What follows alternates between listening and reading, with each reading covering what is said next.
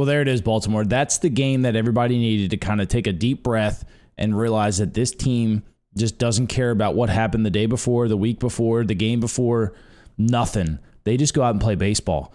This is the game that kind of should put everybody off the edge of the seat, back into the back saddle, and just realize that, hey, this is a pretty darn good baseball team.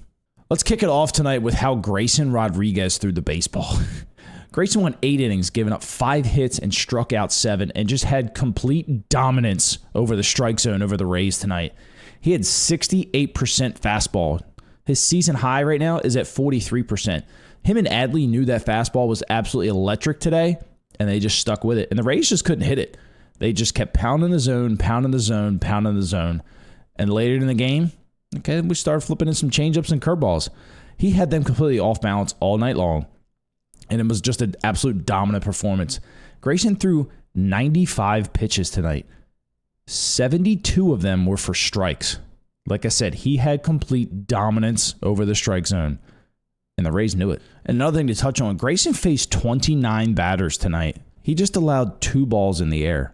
He had 2 flyouts, 10 ground outs, 7 Ks, 2 flyouts. 2. Remember the times when Grayson was giving up a lot of home runs? He came back from AAA and he's getting 2 flyouts. It's incredible to see his transformation. And like I said, tonight he looked like an ace.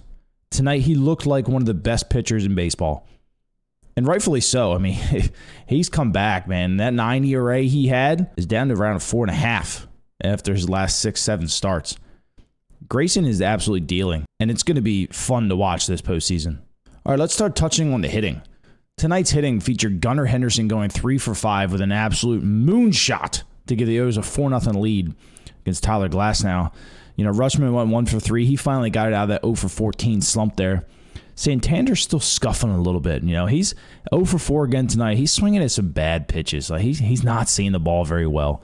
I'm not sure what's going on with him. Hopefully Sandy can get out of that here pretty quickly. O'Hearn again.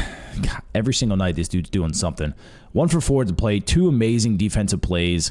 Yeah, this dude just every night is just providing value for the Orioles. It's amazing to watch. Hazy 0 for 4. Had a couple good at bats. Stung a couple balls right to guys. Not that concerned about it. Hicks again.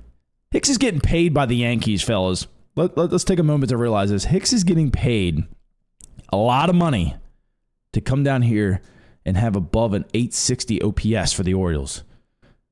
2 for 3 again tonight with a walk and 2 runs scored. We can't ask for anything better than that.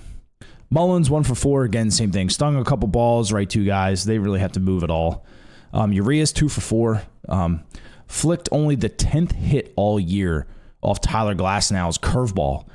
Teams were 9 for 94 against that curveball. So now they're 10 for 95 because of Ramon. That was a great piece of hitting there. And then Frazier, you know, he was 1 for 3.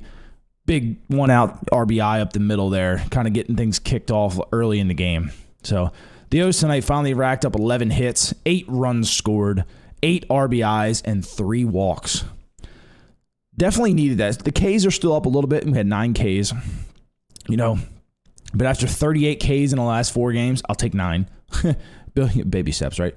So like I said, tonight was that game that we needed to kind of break out of that slump, get some guys going, right? We're still waiting on Santander to kind of break out. Still waiting on Adley to kind of get his power numbers back up. But hey, like I said, stepping stones, baby steps, whatever it's need. Tomorrow's a big game. We got to take that game again tomorrow. We got to split this season series here. Leave this series going into Houston for a 3-game set. Still up 2 games on the Rays. It's critical, right? Not end of the world, but critical. And then tomorrow, you know, we're looking at Dean Kramer, who's 12-5, versus Zach Little, who's 3-6, with a 4.25 ERA. So tomorrow, they're going to face a guy who's going to give you fits, right? The record might not be there, the ERA might not be there, but this is the typical Rays pitcher. Don't slouch on this. This guy's going to come out and give us absolute fits. He's going to command the zone. He's going to bring a lot of off speed. So we got to be ready. We got to be ready. Make sure you guys stop in tomorrow. We're going to do another little recap of tomorrow's game, and I'll catch you in the next video. Take care, Birdland.